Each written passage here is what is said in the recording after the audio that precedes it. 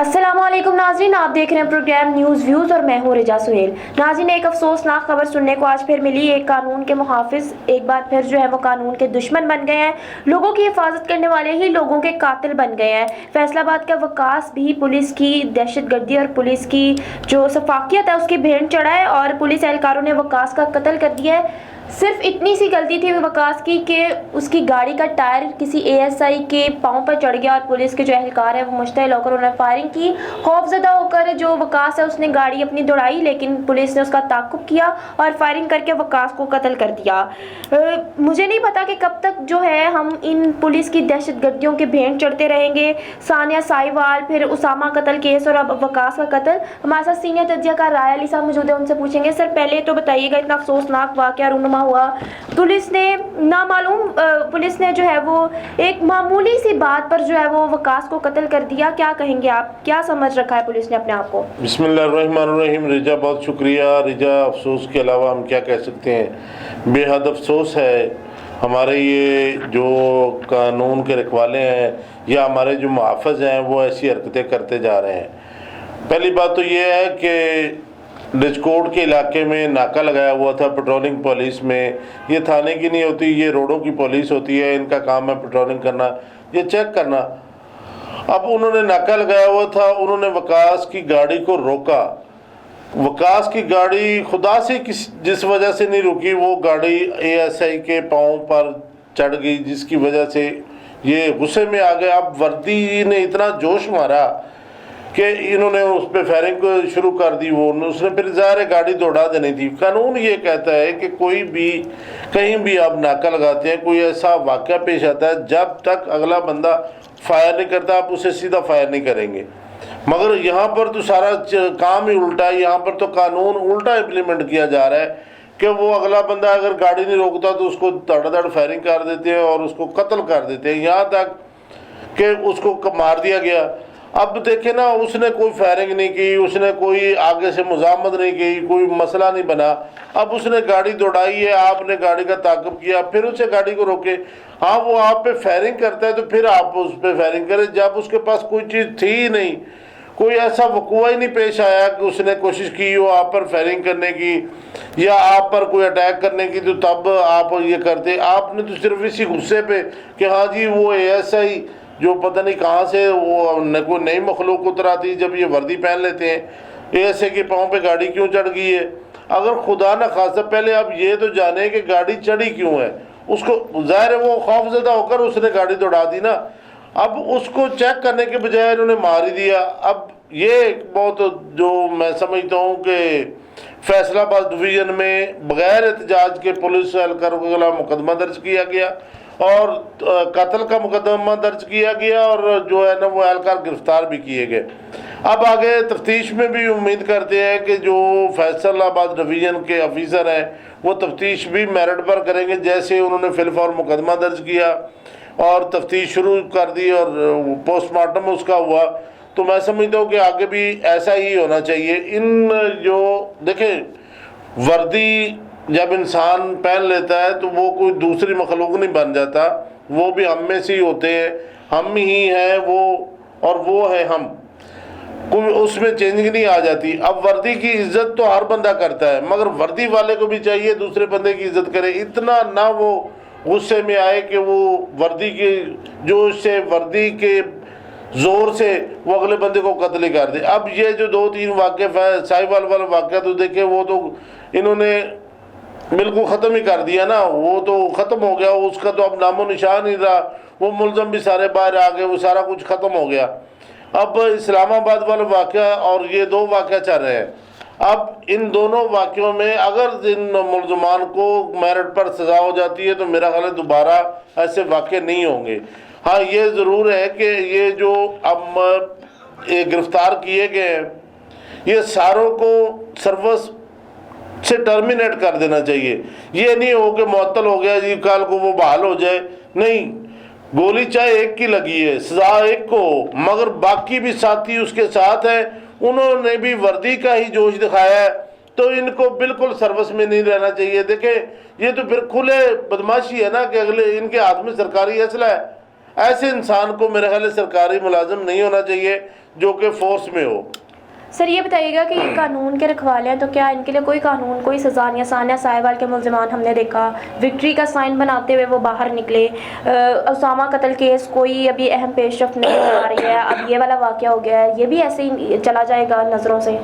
نہیں، میرا نہیں خیال کہ اب یہ کیس ایسے نظروں سے چلا جائے گا۔ قانون سب کے لیے برابر ہے، وہ چاہے پولیس اہلکار ہو، میں نے پہلے بھی پروگرام میں بتایا کہ وہ چاہے آرمی کا آفیسر ہو، وہ چاہے سول کسی ڈپارٹمنٹ سے ہو یا کسی فورس کا اہلکار ہو، قانون سب کے لیے برابر ہے۔ مگر فرق صرف یہاں پر آتا ہے کہ یہ جو تفتیشی افسر ہیں یہ پھر اپنے پیٹی بھائیوں کی سائڈ لینا شروع کر دیتے ہیں، جو تفتیش میرٹ پہ نہیں کرتے، وہاں پر آ کر ڈنڈی مارتے ہیں، اور ڈنڈی پھر اس طرح مارتے ہیں کہ وہ آسانی سے عدالتوں سے رہا ہو جاتے ہیں۔ اور عدالتیں بھی ہماری کچھ ایسی ہیں کہ عدالتوں میں بھی کوئی انصاف جو ہے نا وہ صحیح نہیں ملتا۔ ایک دیکھیں نا،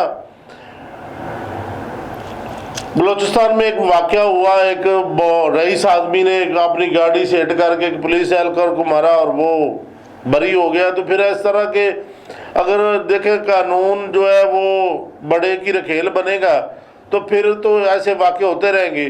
باقی قانون سب کے لیے ایک ہی ہے، اگر کسی نے کوئی قتل کیا ہے تو وہ 302 ہی اس پہ لاگو ہوتی ہے، وہ چاہے کسی پولیس افسر نے قتل کیا ہو چاہے سول بندے نے قتل کیا ہو، قانون ایک ہی لاگو ہوتا ہے۔ ناظرین بس یہی ہے کہ جب تک کسی کو عبرت کا نشان نہیں بنایا جائے گا ایسے واقعات ہوتے رہیں گے۔ فورن فنڈنگ کیس پر ہم بات کریں گے۔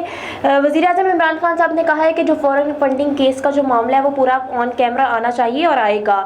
سر بتائیے گا یہ جو فورن فنڈنگ کیس کا معاملہ ہے وزیر اعظم نے کہا ہے کہ پوری طرح اس کا پورا معاملہ جو ہے وہ آن کیمرہ آنا چاہیے، تو کتنا اچھا فیصلہ ہے یہ اور حکومت کو اس کا کیا فائدہ ہے؟ دیکھیں رجا، یہ اس میں تو وزیر اعظم پاکستان عمران خان نے واضح کہا کہ پورا کیس جو ہے وہ آن دی کیمرہ ہونا چاہیے، عدالت میں کیمرہ لگے، عدالت کیمرے کے سامنے سارا کیس جو ہے نا وہ پرسو کیا جائے، اور پھر پتہ چلے عوام کو کہ فارن فنڈنگ کس کو ہوئی ہے کس کو نہیں ہوئی، وہ چاہے عمران خان ہو یا نواز شریف گروپ ہو یا زرداری گروپ ہو، کوئی بھی ہو۔ تو یہ تو میرا خیال ہے اس کا بہت اچھا فیصلہ ہے، اور اس سے نقصان اسی کو ہی ہوگا جس نے فارن فنڈنگ لی ہے، کیونکہ فارن فنڈنگ اب انہوں نے تو بہت سارا واویلا دیکھے نا، اب پہلے ان کے پاس کچھ نہیں تھا پی ڈی ایم کے، یہ فارن فنڈنگ آج کی نہیں ہے، یہ جو بات ہو رہی ہے یہ بھی 6-7 سال پرانی بات ہو رہی ہے، مگر جب پی ڈی ایم کے پاس کچھ نہیں رہا تو انہوں نے یہ فارن فنڈنگ والا کیس اب اپنی تقریروں میں لے آئے اور فارن فنڈنگ کا واویلا شروع کر دیا۔ اب جو میں سمجھتا ہوں کہ عمران خان نے جو فیصلہ کیا ہے اس پہ امپلیمنٹ بھی کروائیں، اور عدالتوں کو بھی چاہیے کہ بالکل اس طرح کا قانون ہونا چاہیے کہ دیکھیں اتنا بڑا کیس ہے، اگر یہ آن دی کیمرہ اس کیس کی سماعت ہوتی ہے تو پھر بہت ساری چیزیں باہر آ جائیں گی، دنیا کو پتہ چل جائے گا کہ آیا اس میں سچ کیا ہے اور جھوٹ کیا ہے، دودھ کا دودھ پانی کا پانی ہو جائے گا۔ اگر دیکھیں وہ ویسے تو کیس اگر آن دی کیمرہ نہیں سماعت ہوتی تو پھر باہر آ کے چور نے کہنا ہے میں نے چوری نہیں کی، جن کی چوری ہوئی ہے وہ کہیں گے جی ہماری چوری ہوئی ہے، یہ تو پھر ایسے ہوتا رہے گا۔ اگر عمران خان نے فارن فنڈنگ ہوئی ہے عمران خان کی پارٹی کو تو اندر کچھ بات ہوگی، باہر آ کے عمران خان کے جو چاہتے ہیں وہ کہیں گے جی نہیں ایسے تو وہی نہیں ہے، عدالت میں تو یہ ہو گیا۔ اگر فارن فنڈنگ ہوئی ہے مولانا فضل الرحمان کو یا شریف برادران کو تو وہ بھی باہر آ کے، اگر آن دی کیمرہ سماعت ہوتی ہے تو پھر ساری دنیا دیکھ رہی ہوگی لائیو کہ کیا ہو رہا ہے، کون سچا ہے کون جھوٹا ہے۔ تو میرا خیال ہے آن دی کیمرہ جو ہے نا وہ سماعت ہونی چاہیے، دودھ کا دودھ پانی کا پانی ہو جائے گا۔ سر اپوزیشن کی جانب سے کہا جا رہا ہے، مریم نواز صاحبہ نے کہا کہ جو اسرائیلی کمپنی ہے بیرس زی شیف اس نے یہ فنڈنگ کی ہے پی ٹی آئی کو، یہ کیا ہے بیرس زی شیف جو ہے اور کیا کہانی بیسکلی کچھ اور ہے، دکھائی کچھ اور جا رہی ہے، کیا معاملہ ہے یہ؟ جی دیکھیں یہ جو کمپنی انہوں نے اسرائیل کی بنائی ہے بیرس زی شیف، یہ ایک امریکہ کا بندہ ہے، اس کی کمپنی ہے، یہ اسرائیل سے اس کا کوئی تعلق نہیں ہے، اور جو فنڈنگ اس میں سے ہوئی ہے وہ پاکستانی بندہ ہے اور اس کمپنی میں وہ امپلائی ہے، وہ نیشنل بھی پاکستان کا ہی ہے، وہ اس کی نیشنلٹی امریکہ کی نہیں ہے۔ تو اس نے آ کر ایک نجی ٹی وی کو اپنا موقف بھی دیا ہے عرفان اس کا نام ہے, اس نے کہا ہے کہ آصف اس کا نام ہے, اس نے آگے کہا کہ جی 200 جو ہے وہ ڈالر جو ہے وہ میں نے کیے ہیں, وہ اس پہ میرا نام بھی لکھا ہوا ہے. جو مریم نواز صاحبہ کہہ رہی ہیں اسرائیل سے اس کا کوئی تعلق نہیں ہے, اور نہ ہی جو اس کمپنی کا مالک ہے اس کو پتہ ہے عمران خان کا کہ عمران خان کو فنڈنگ ہوئی ہے. وہ میں نے اپنے ذاتی اپنے سیلری پیکج سے یہ فنڈنگ کی تھی. تو یہ تو ساری چیزیں ایکسپوز ہو چکی ہیں جو انہوں نے اسرائیل پہ, اس لیے تو عمران خان نے کہا ہے, میں سمجھتا ہوں اس لیے عمران خان نے کہا ہے کہ جی یہ آن دی کیمرہ جو ہے وہ سماعت ہونی چاہیے تاکہ دنیا کو پتہ چلے کہ سچ کون بول رہا ہے اور جھوٹ کون بول رہا ہے. اور آن دی یہ جو جتنی بھی باتیں اب پی ڈی ایم کرتی ہے, دیکھیں ہماری کوئی پی ڈی ایم سے دشمنی نہیں ہے, نہ ہی ہم کسی پارٹی کو سپورٹ کرتے ہیں. ہم حکومت کی جو برائی ہے وہ بھی ظاہر کرتے ہیں کہ تبدیلی سرکار ابھی تک کچھ نہیں کر پائی, اور پی ڈی ایم جو کرتی ہے, پی ڈی ایم جو سچ بولتی ہے اس پہ بھی ہم کہتے ہیں سچ بولتی ہے, اگر جو غلط کرتی ہے اس پہ ہم کہتے ہیں غلط کرتی ہے. اب پی ڈی ایم کے پاس ہے کچھ نہیں, صرف یہ ایک بلا وجہ کا واویلا نہیں. ان کا وہ کہتے ہیں نا پنجابی کی ایک مثال ہے کہ کہاں چٹا ہے, تو ان کا وہ چٹا ہی ہے, کہاں وہ کالا کرنے کے لیے تیار نہیں ہے. بہت شکریہ سر, آپ نے پروگرام میں اپنا وقت دیا. ناظرین, سینئر تجزیہ کار رائے علی صاحب ہمارے ساتھ موجود تھے. ناظرین, بیسکلی جو بیرس زی شیف ہے وہ ایک بندہ ہے اور اس کی امریکن کمپنی ہے, اور اس کی کمپنی کا جو ایک کوآرڈینیٹر ہے وہ پاکستانی ہے, اور اس نے وہ $200 فنڈز کیے تھے. بیسکلی جو بیرس زی شیف ہے کا جو نام فورن فنڈنگ کیس میں آیا وہ معاملہ یہ ہے. اب تک کے لیے اتنا ہی, اگلے پروگرام تک کے لیے اجازت دیجیے. اللہ حافظ.